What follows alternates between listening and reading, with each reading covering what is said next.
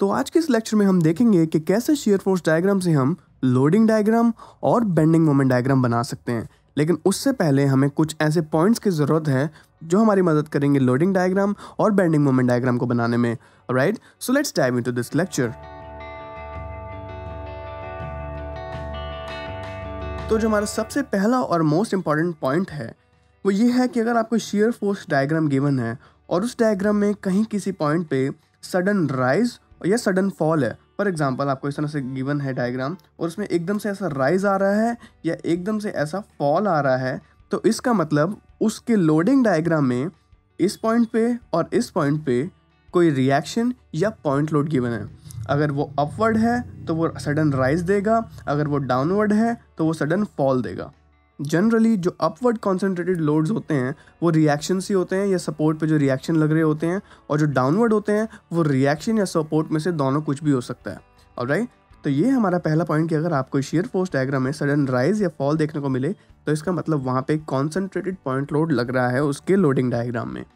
Second जो हमारा point है कि अगर किसी दो पॉइंट के बीच में जो शियर फोर्स है वो कांस्टेंट है तो इसका मतलब उसके लोडिंग डायग्राम में उन दोनों पॉइंट्स के बीच में कोई भी लोड नहीं लग रहा, क्योंकि अगर पॉइंट लोड होता तो सडन राइज या फॉल होता, और अगर यूवीएल होता या यूडीएल होता तो तब भी कोई ना कोई डायग्राम ऐसा बनता ही। अगर यूवीएल होता तो पैराबोलिक होता, यूडीएल होता तो लीनियर होता।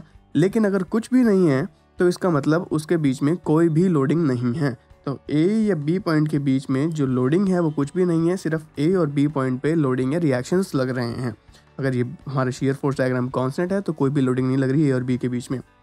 थर्ड और मोस्ट इम्पॉर्टेंट पॉइंट है वो ये है कि अगर हमारे शियर फोर्स डायग्राम में कोई ऐसा कर्व गिवन हो जो कि लीनियर हो तो इसका मतलब है कि जो उसका लोडिंग डायग्राम होगा उसमें यूडीएल होगा, और इस यूडीएल की जो इंटेंसिटी है वो इस कर्व के स्लोप के जो हॉरिजॉन्टल के साथ स्लोप बनाएगा उसकी इंटेंसिटी के इक्वल होगी। तो इसका मतलब अगर ये स्लोप अपवर्ड है मतलब कि पॉजिटिव स्लोप है तो इसका मतलब जो लोडिंग है वो अपवर्ड की तरफ मतलब ऊपर की तरफ लग रही है या अपवर्ड्स लग रही है। और अगर हमारे शियर फोर्स डायग्राम में जो कर्व है वो इस तरह से डाउनवर्ड जा रहा है या नेगेटिव स्लोप है तो लोडिंग डायग्राम में जो यूडीएल की वैल्यू होगी वो डाउनवर्ड होगी, तो जो लोडिंग डायग्राम होगा वो उसका डाउनवर्ड लोडिंग में दिखा रहा होगा। फोर्थ जो हमारा मोस्ट इंपॉर्टेंट पॉइंट है वो ये है कि अगर हमारे शियर फोर्स डायग्राम में पैराबोलिक कर्व है तो इसका मतलब जो हमारा लोडिंग डायग्राम है उसमें यूनिफॉर्मली वेरिंग लोड या ट्रायंगुलर लोडिंग का यूज़ हुआ है। अगर इस तरह से हमारा कोई पैराबोलिक कर्व है तो जो उसका लोडिंग डायग्राम होगा वो कुछ इस तरीके से होगा, ऐसा यूवीएल मतलब यूनिफॉर्मली वेरिंग लोड लग रहा होगा उस पर। और मैंने आपको पिछले लेक्चर्स में बताया भी है, जो हमारा 5 मोस्ट इंपॉर्टेंट वाली वीडियोस है उसमें मैंने आपको बताया था कि जो शियर फोर्स डायग्राम है वो 1 डिग्री हायर होता है लोडिंग डायग्राम के, और जो बेंडिंग मोमेंट डायग्राम है वो 1 डिग्री हायर होता है शियर फोर्स डायग्राम के। तो अगर ये लीनियर है तो ये ऑब्वियसली पैराबोलिक होगा और इसका जो बेंडिंग मोमेंट डायग्राम है वो क्यूबिक होगा।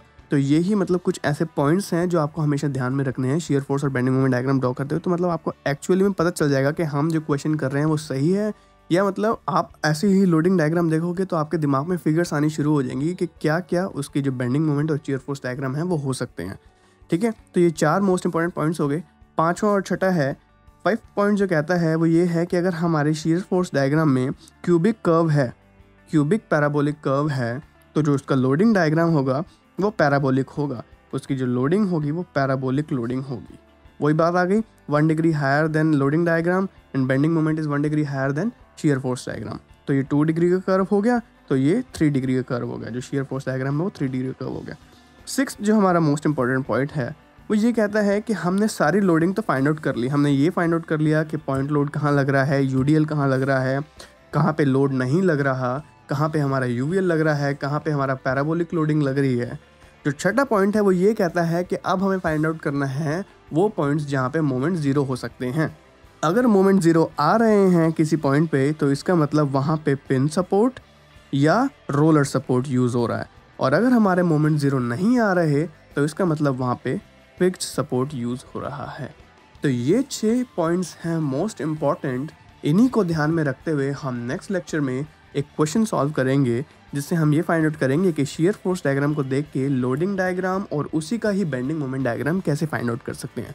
तो आप लोग मुझसे जुड़े रहिएगा, हम मिलते हैं नेक्स्ट लेक्चर में। तब तक के लिए आप लोग पढ़ते रहिए, अपने गेट IAS JEE की तैयारी चालू रखिए।